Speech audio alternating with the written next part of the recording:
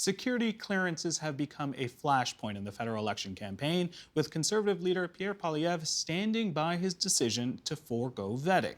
So, who needs a security clearance? What's involved in getting one? And what are the practical implications of going without? Let's find out from, in the nation's capital, Wesley Wark, Senior Fellow at the Center for International Governance Innovation and a Fellow with the Balsillie School of International Affairs. Welcome, Wesley. Thanks very much for having me on the program, Jay.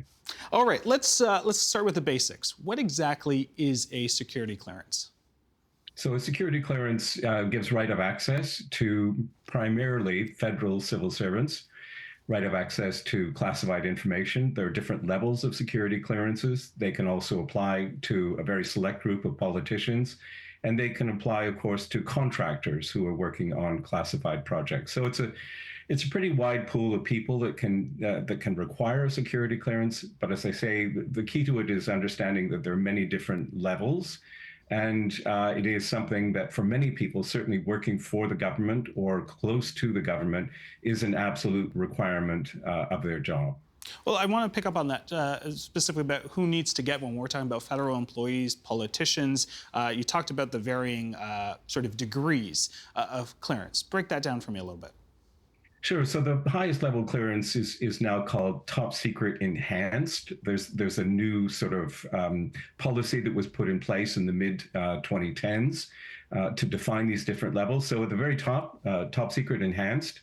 And that can include special, what is often called compartmented information that has its own code words attached to it. So top secret enhanced code word is at the stratospheric level. Below that is more standard top secret. Below that, secret. Below that, a clearance called reliable, which is where everyone starts. And it's typically the place where, for example, like a summer student coming in to work in the government in some department and agency would require reliable. But for access to any of the more sensitive information, the leakage of which or disclosure of which could do some harm to Canada, that's generally at the secret or top secret level. Okay.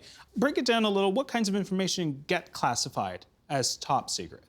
Well, that's a good question. So there's really it's operational intelligence. It's intelligence that comes to us from our allies.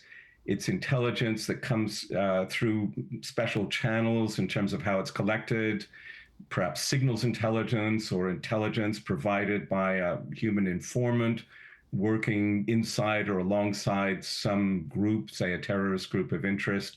So it's very special kinds of intelligence get that top secret label attached to it. And that really just reflects the sensitivity of the information and the damage that could be done if it's disclosed in an unauthorized way. I imagine that a lot of people, when they hear security clearance, they're thinking of all the movies they've watched where, everyone is rushing into a boardroom. It is the elites of the elites in a room. Everyone is really tense, and there's information, being spread. And I'm curious, I know you've been in some of those kind of security clearances, and I'm curious, how or where do politicians review top secret information? Does it look exactly like the movies that I'm watching? Well, no, not exactly, inevitably, Jay, and alas for the drama of it. When it comes to politicians, and we're talking primarily about cabinet ministers, for example, or the prime minister, when a politician has access to top secret information, they can only be given that material if it's in written form or briefed on it orally in a special kind of setting. It's usually called a SCIF. There are many acronyms, of course, in the intelligence world. That one stands for Secure Compartmented Information Facility. So it's essentially a room, often a pretty small room, which is guarded against any exfiltration of signals or any kind of incoming efforts to access whatever has been going on in that room. The room is swept for bugs. It's electronically monitored, so it's meant to be very secure. And this is all just, again, to protect the information. But for politicians, of course, and that would include, for example, officials in the Prime Minister's office, and perhaps some senior aides, whenever they have to be briefed on top secret information, it often comes with a real kind of annoyance factor to it, in the sense that anyone going into a SCIF, or a secure compartmented information facility, has to leave every electronic device behind. Any kind of mobile device, if you have some kind of smartwatch, anything that emits a signal and could be used in a sophisticated way to tap into a conversation, all of that is left behind. So, as you can imagine, for busy politicians, cabinet ministers, prime minister, busy staffers, they hate being without their devices, hate being disconnected in the kinds of ways that you have to be when you get access to this information. As I mentioned, I understand that you have had top secret clearance. I guess I'm going to ask this question. I'm going to assume the answer. You're not going to tell me, but what was the clearance for? Well, the clearance was for a special project I was asked to do for the Privy Council office. It was a history of the Canadian intelligence community, trying to kind of track its evolution since the end of the Second World War into the Cold War. And that required my own access to, all of the archival records and historical records about the community, many of which remained highly classified, some of which involved Allied reporting and policy discussions with Canada. So a lot of the material was classified at secret, top secret code word. And so I needed that clearance to have access to that. But having the clearance also, when I had any kind of need to know, as other officials determined it, allowed me to take part in some other kind of policy and intelligence discussions. That sounds like very important stuff. But I have to imagine there is there's a part of you that must think that's pretty cool. I don't know if you get a badge of it saying, top secret, enhanced, top secret enhanced, but it must be pretty cool to get that kind of clearance. Well, I mean, it's certainly to have access to some very special, channels and of reporting is certainly a privilege, and it is, cool in that sense. You're not supposed to tell anyone about this level of security clearance you have, and in fact, you're meant to. In many of the agencies, you're meant to even hide the fact that you have an entrance badge. So there's secrecy around the fact that you have access to secrets. It is a privilege. It's also a daunting process. It must be said, for many people going through the security clearance process.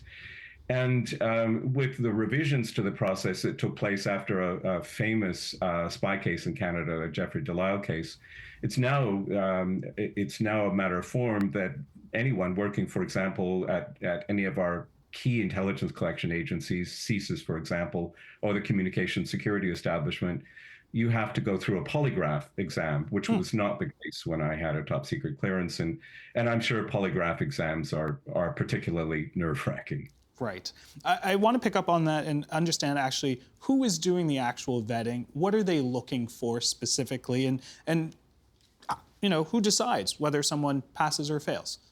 Sure. So good questions, Jane. I mean, and I think little understood by Canadians who haven't gone through the process. So the agency that is responsible for doing security clearances, that is checking all the information about an applicant for a security clearance, is the Canadian Security Intelligence Service. And on an annual basis, they have to deal with a very high volume of security clearance requests. So CSIS does that, is engaged in that process. And it's up to CSIS to make a recommendation. They don't have a final determining say, but they make a recommendation to what is called the deputy head or deputy minister of a department or agency for which a person is employed. And the recommendation will say, this person passes the vetting process, or that there are serious kind of signs of concern about this person, and the deputy head should perhaps determine that that person should not have a security clearance. So it's a process of advice. The test that's involved, and there are many different kinds of forms of information that go into these tests. The test is really twofold. Is a person deemed reliable in terms of their workplace behavior? And perhaps more importantly, is a person deemed loyal?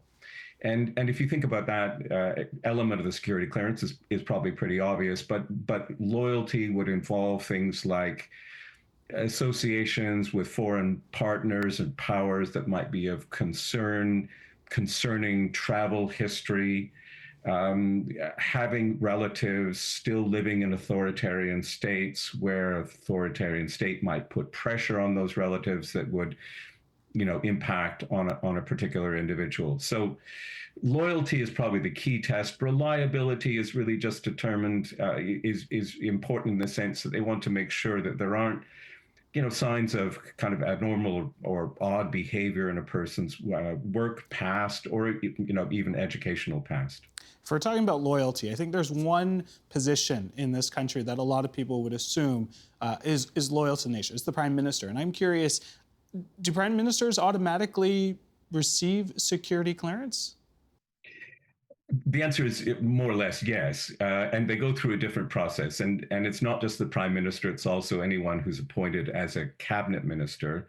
All such individuals are deemed to be what's called privy councillors. This is an old practice linked back to practice in the UK Parliament. If you are appointed to one of these positions, you become a privy councillor. You have special rights and privileges. You do go through a kind of minimal form of security vetting, but it's not anything like as intensive as would normally be required for the kind of access to information that a minister or a prime minister would have. And certainly, for example, we don't polygraph cabinet ministers or the prime minister. So there is a vetting process, but it's a little bit more minimal than is required for many federal civil servants. Obviously, we're talking about this with the federal election happening, and a lot of this being some members and some leaders who did not want to have that access. Have opposition leaders always had access to security clearances? And I am curious, with the parties that we have here, with the NDP, the Greens, the Bloc, do they have clearance as well? Yeah, so first part of the question is important, I think, to understand. The idea of a government offering security clearances, high-level security clearances to opposition party leaders in the House of Commons is a pretty new development. It's not standard practice. It's really come about in the context of all the controversy over foreign interference. And it was first offered to allow opposition party leaders to see the classified annex to the report that David Johnson, when he was serving as independent special rapporteur, delivered. There was a public report, there was a classified annex, and the government said, well, we'd like opposition party leaders to have the opportunity to read that classified annex and have a better sense of what David Johnson found. And many opposition leaders, including from the NDP and the Greens, took up that opportunity. This goes back to the spring of 2023. At that time, Pierre Poilievre, the leader of the Conservative Party, of course, determined that he did not want a security clearance. And I think it's probably important to understand the kind of political context of that decision at the time.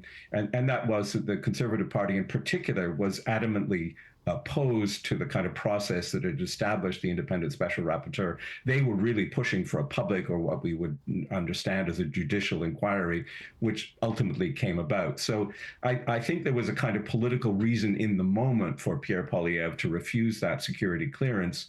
But then he was, I think it's fair to say, locked into that decision and hasn't found a way to, find an exit ramp from it. So he continues to say he doesn't want a security clearance. The reason he gives is that he doesn't want to have his lips sealed. A gag order is essentially his words, yeah.